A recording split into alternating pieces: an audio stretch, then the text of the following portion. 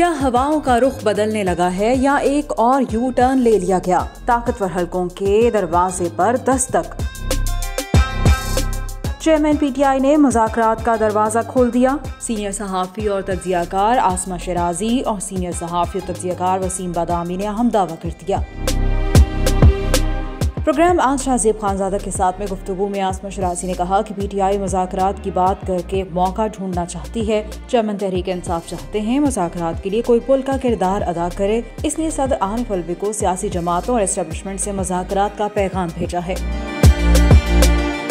आसमा शराजी का कहना था कि तहरीक इंसाफ पार्टी सरबराह के फौजी अदालत में ट्रायल से बचने के लिए कोशिश करना चाहती है। नवाज शरीफ की वापसी के बाद ही सियासी जमातों से बातचीत का रास्ता बन सकता है।